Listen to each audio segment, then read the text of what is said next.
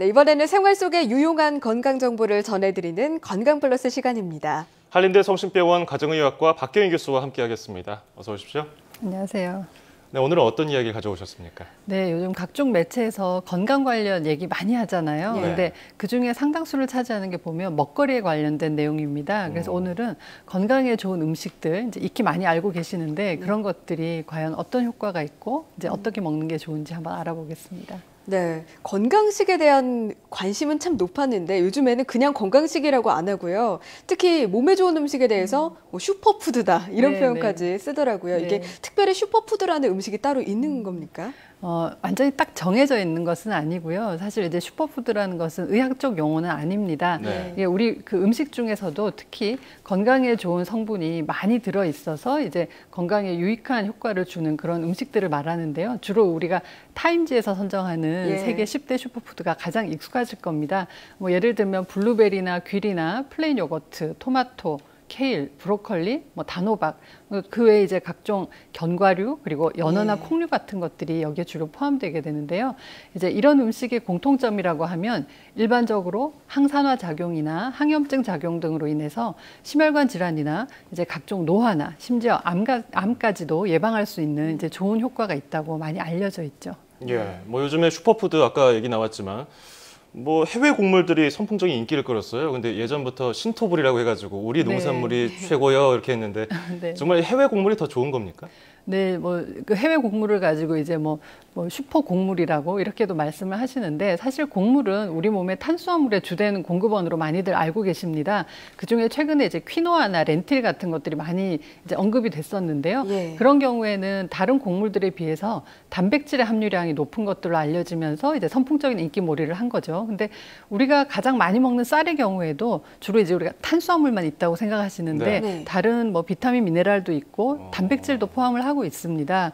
근데 이제 그게 단백질의 주된 급원이라고 하기에는 상당히 양이 적었던 거죠. 근데 그거에 비해서 이제 그 해외 곡물들 얘기하고 있는 그런 것들은 단백질 함량이 높기 때문에 그 음식 하나만으로도 이제 단백질 섭취를 할 수 있다. 이제 이런 얘기를 하지만 우리가 되게 밥을 먹거나 할 때 밥만 먹는 게 아니라 다른 식재료들을 같이 먹잖아요. 그렇게 되면 거기서 이제 단백질을 섭취할 수 있고 그 음식이 포함하고 있는 또 다른 영양소를 섭취할 수 있기 때문에 훨씬 더 좋은 그 결과를 가지고 올 수 있어서 굳이 이걸 먹지 않으면 안 된다 이렇게 강박적인 생각을 하실 필요는 없고요. 또 우리가 바로 수확한 곡식이나 과일이 맛있는 이유는 그 음식이 가지고 있는 이제 영양 성분이 최대한 보존된 아주 가장 좋은 최상의 상태이기 때문에 맛있거든요. 근데 우리가 이런 해외 수입 곡물을 보면 대개는 수확을 하고 난 다음에 우리가 식탁에 오기 전까지 상당히 시간이 많이 걸리죠. 그래서 오랫동안 보존을 해야 되기 때문에 결국 보존에 문제가 있고 오랜 시간 동안 이게 수분 함량이나 이런 것들이 비율이 달라지면서 우리가 생각하는 원래 원재료가 가지고 있는 좋은 성분이 얼만큼 효과가 있을지가 사실 좀 의문이 되는 거죠. 그리고 또 한 가지 새로운 다른 개념으로 생각해 보면 우리가 로컬 푸드라는 개념을 많이 얘기합니다. 로컬 푸드 같은 경우는 쉽게 말하면 뭐 우리 동네 그리고 우리 텃밭에서 키운 음식이 가장 좋다 이제 그런 거죠. 왜냐하면 아까 말씀드린 대로 운반되어 오는 과정에서 많이 이제 손상이 될 수 있고 또 약을 쳐야 되고 이런 문제들이 있으니까요. 근데 국내 토종 농산물의 경우에도 사실은 뭐 강낭콩이나 메주콩이나 서리태콩, 보리, 조, 기장, 뭐 현미 아주 월등한 영양소를 가지고 있는 것들이 상당히 많이 있습니다. 그렇기 때문에 굳이 약간 비용이 상당히 비싸고 접근성이 떨어지는 그런 해외 곡물을 먹지 않으면 내가 건강에 큰 문제가 생기지 않을까 꼭 저걸 먹어야 한다 그런 식으로 걱정하실 필요는 없습니다. 네, 정말 우리 농산물 로컬 푸드도 다양하게 먹으면 영양소가 더 많을 수도 있겠네요. 네.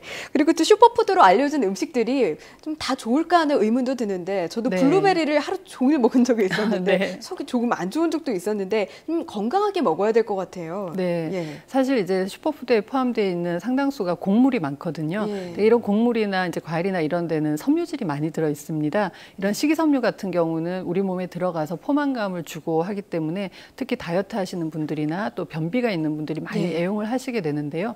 이게 몸에 좋다고 해서 무조건 이제 뭐 평소에는 쌀만 먹다가 평소에 전혀 먹지 않다가 이제 뭐 7대3으로 섞어서 많이 넣어야지 아니면 네. 아예 완전히 그냥 이 곡물만 넣어야지 이렇게 하다 보면 네 그러면은 네. 상당히 이게 들어가서 위장장애 증상, 그러니까 소화불량 증상을 예. 느끼는 경우가 많습니다. 우리가 보리밥 먹고 나면 이렇게 가스 많이 찬다 그러잖아요.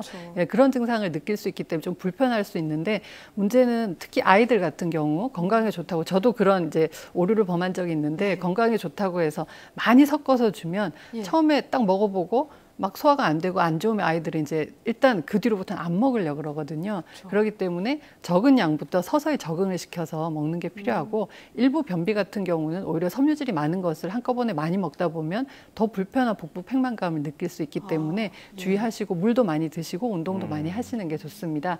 그리고 또 아까 블루베리 말씀하셨지만 건강에 좋은 과일이라고 알려져 있는 것들이 사실 색깔별로 아주 다양한 항산화 그 물질들이 많이 있어서 건강에 좋기는 한데요.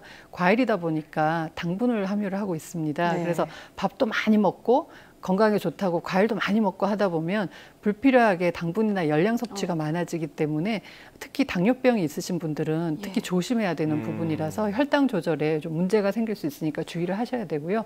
요즘에는 또 몸에 좋다고 알려진 재료를 이제 식사를 거의 안 하시다 보니까 아침에 주스로 만들어서 색깔별로 이렇게 막 드시는 분들이 있거든요. 뭐 그게 해독작용 이렇게 말씀을 하시는데 사실 우리가 매 끼니에는 단백질이나 탄수화물과 같이 하루 동안 우리가 움직일 수 있는 열량을 공급해 줄 수 있는 그런 에너지원이 섭취되는 게 필요하거든요. 그렇기 때문에 너무 한쪽에만 치우쳐서 그렇게 하시기보다는 영양소 균형을 맞춰서 식사를 하시는 게 좋겠습니다. 예전에 어릴 때 그 밥상머리 교육이라고 하죠. 그때 편식하지 마라 하면서 혼났던 게 거기에 다 이게 진리의 말씀이었어요. 이유가 있었습니다. 자, 그런가 하면 유기농 식품이 있잖아요. 근데 그것도 어쨌든 간에 가공된 거 아니겠습니까? 건강에 그렇게 좋습니까? 네, 사실 유기농 식재료를 이제 그냥 생각한다면 사실은 아주 좋은 토양에서 정성을 들여서 키운 것이니까 상당히 좋죠. 그렇지만 우리가 유기농이라는 것은 그 영양 성분을 말하는 것이 아니라 그 재료의 질을 말하는 거거든요. 그래서 질과 영양 성분은 좀 다른 의미로 해석을 하셔야 됩니다. 그리고 아까 말씀하신 것처럼 이제 우리가 그 채소나 이런 걸 그대로 먹는 경우도 있지만 대개는 가공을 해서 과자라던가 이제 뭐 라면이라던가 다른 미래 형태 뭐 이런 식으로 먹게 되잖아요. 그렇게 하다 보면은 그 과정에서 불필요하게 뭐 나트륨이 그러니까 추가가 된다던가 지방이 추가된다든가 하는 그런 문제들이 생기게 됩니다. 그래서 우리가 유기농으로 만든 그 제품이라 하더라도 반드시 영양 성분 표시를 뒤에 확인을 하셔가지고 이게 첨가된 물질은 없는지 그리고 가공 상태가 어떻게 돼 있는지 그리고 뭐 열량이라던가 나트륨이라던가 지방 함량 이런 것들을 반드시 살펴볼 필요가 있죠. 그래서 집에서 요리를 하실 때도 우리가 좋은 식재료니까 좋게 가공을 그러니까 요리를 하셔야 되는데 설탕이나 기름이나 간장을 잔뜩 넣어서 만들면 결국은 아주 질 좋은 재료를 가지고 몸에 나쁜 음식을 만드는 결과가 오니까 좀 주의를 하셔야겠습니다. 네, 깨끗한 토양에서 만들어진 재료더라도 저희가 첨가를 많이 하면 오히려 똑같아지겠네요.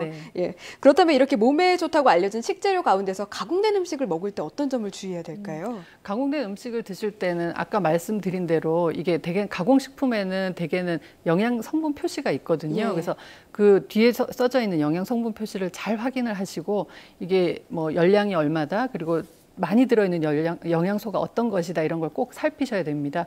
특히 뭐 당뇨병이 있는 분들은 이게 당분이 얼마가 들어있는지 열량이 얼마가 있는지를 보셔야 되겠고 뭐 고지혈증이나 이런 게 있으신 분들은 지방 함량이 얼마가 되는지 그런 것들을 좀 살피셔야겠죠. 네, 자신의 건강 상태에 따라서 음식 식단 조절을 잘 해야 될 것 같네요. 자, 몸에 좋다고 알려진 슈퍼푸드를 찾아서 먹는 거 좋죠. 하지만 하루 활동에 필요한 열량과 영양소를 골고루 먹는 게 더 중요하다는 점 기억하십시오. 자, 지금까지 한림대 성심병원 가정의학과 박경희 교수였습니다. 오늘 고맙습니다.